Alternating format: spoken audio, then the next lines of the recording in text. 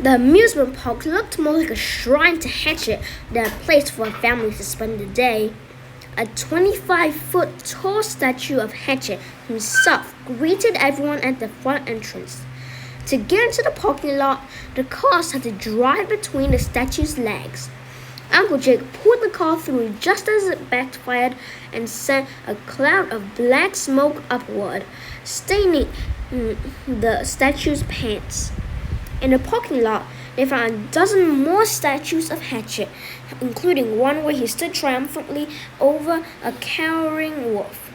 "This guy sure does love himself," Little John said as he and Robin got out of their car. "He's the idol of millions, remember?" Sabrina said sarcastically. "How do we get in?" Puck asked. Uncle Jake pointed to a path with a sign above it that read, "This way to the scene of the crime." The group followed the path until they came to a gate with several turnstile entrances. To the right was a store. A sign above it read, "The Big Bad Gift Shop." Sabrina spotted movement through one of the store's windows and led everyone inside. Her entrance triggered a mechanical wolf's howl that came from a dusty speaker mounted above the door. A pimply-faced teenager behind the counter put down his handheld video game and approached the group. When he reached them, Sabrina noticed he was wearing a hat with big wolf ears on it. "Welcome to Hatchetland," he said in a well-rehearsed voice. "Are you here to visit the museum or just stopping by to stock up on all our popular woodcutter brand products like our gourmet woodcutter wasabi? Actually, we were hoping we could have a word with Mr. Hatchet himself," Granny said. "He's down at the house," the teenager said. "The house?" Sabrina asked. "It's at the end of the path. If you want to see him, you have to buy tickets." Granny sighed but purchased enough tickets to get everyone into the park.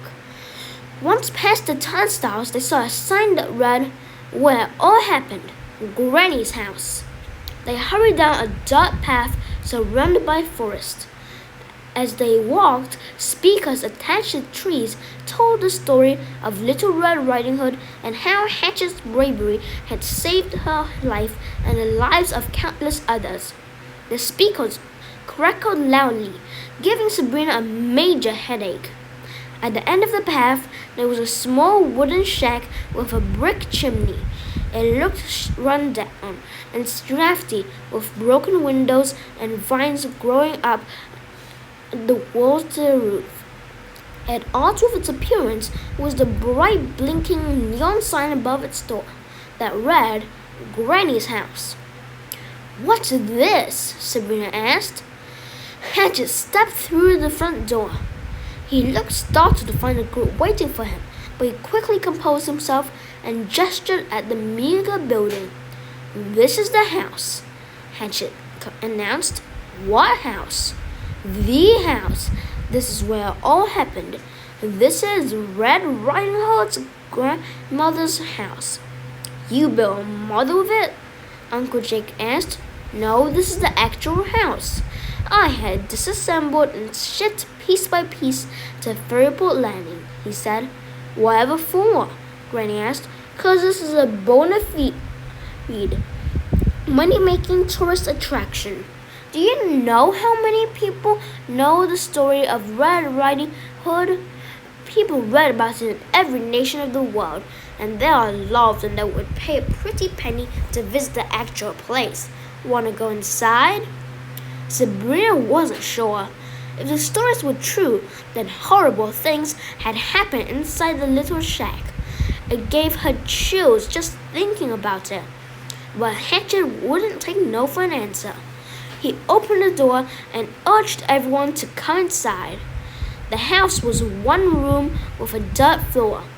There was a crude table and a chair in the corner and a small bed on the other side of the room. A dressing gown lay on a tattered quilt on the bed. The fireplace was ablaze and a cast iron pot hung above the flames. Other than the fire, the room was dark and the firelight created shadows that slithered along the walls. Sabrina was completely unnerved. She imagined she heard distant screams echoing around the room until she realized the screams were real and coming from a speaker in the corner of the room. Every time I come in here, it's like I'm transported to that day, Hatchet said. Good to know, Little John said, because we've got some questions about it. I've said all I'm going to say on this matter. If you want to know more, you can read my book. It's called Facing the Fangs, a one man's journey into the jaws of death. It's for sale in the gift shop. It got a starred review from Publishers Weekly. Congratulations, Robin Hood said. But we don't have time to read your book. A man's life is in jeopardy. I'm sorry, Mr. Hood, Hatchet said. I wish I could give you details, but the truth is it was a very long time ago. All that I really remember is that it changed me into the man I am today. When you became a hero, the little things just aren't that important. I had a feeling you would say that, Granny said. Children, would you like to step outside and get some air? Sabrina recognized the code the group had walked out beforehand. It was time to get down to business, and Puck couldn't have been more excited. He dragged the girls out of the shack and closed the door behind him.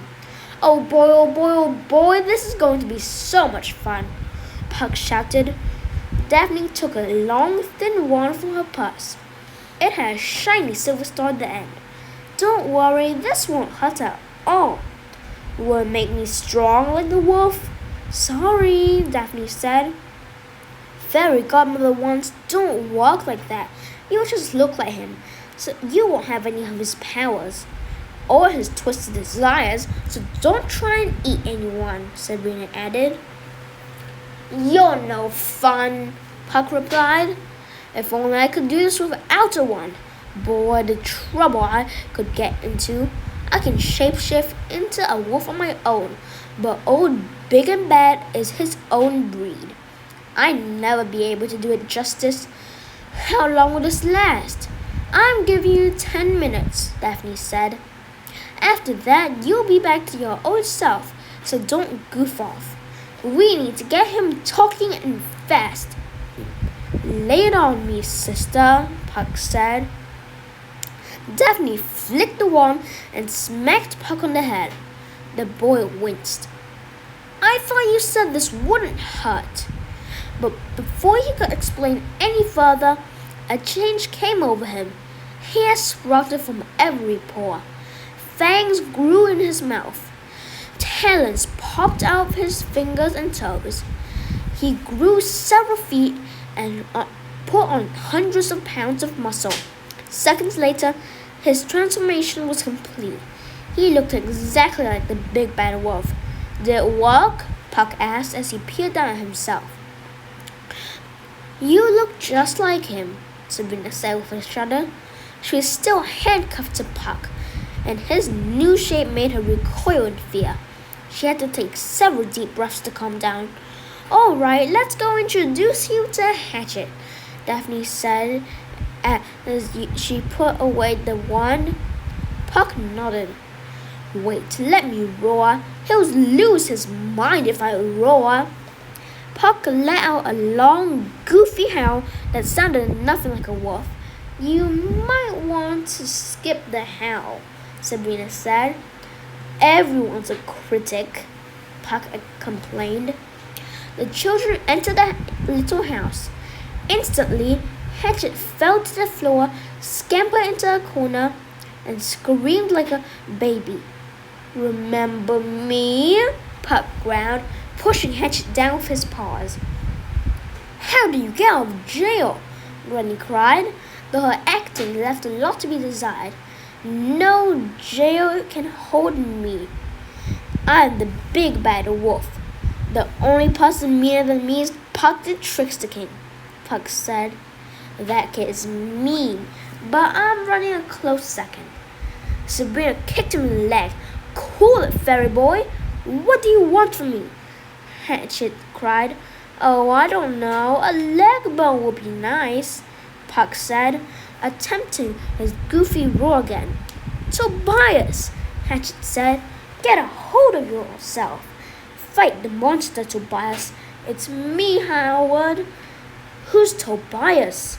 Little John asked. You're Tobias. Tobias Clay. Hatchet jabbered to the wolf. You're a woodcutter. You hired me to be your apprentice. You're a good man. Please don't eat me. Puck looked at the family, and even in his wolf form, he looked confused. Sabrina knew how he felt. Maybe if he tells the truth, the wolf will have some mercy, Uncle Jake stammered, obviously trying to sustain the illusion. The truth, yes, I'll tell the truth. Tobias and I were walking in the forest collecting wood for the local mill. I had only been working for him for a few weeks, but I was already surpassing his skill. Puck growled. Okay, you are about to fire me. I was goofing off, taking breaks, and making you do all the work. You had given me one last chance, but I didn't care, Hatchet said. I hated cutting down trees. We were walking in one of the darker parts of the forest when we heard a scream. You wanted to go check it out, but I told you to forget about it. The woods were dangerous. It could have been anything. Bandits, witches, goblins. I told you we would be forced to investigate, but you wouldn't listen, so we tramped through the forest until we came upon the house. There was a horrible storm directly above it. I was sure the house was going to blow away. So what do? Daphne said. And don't lie, our friend hasn't had lunch yet, you know. Hatchet squealed and trembled, but he continued. Tobias dragged me to the hut and we looked inside. There was the old woman, and one look at her was all I needed to know she was a witch. A witch? Robin cried. That can't be, Rennie shouted. It's true.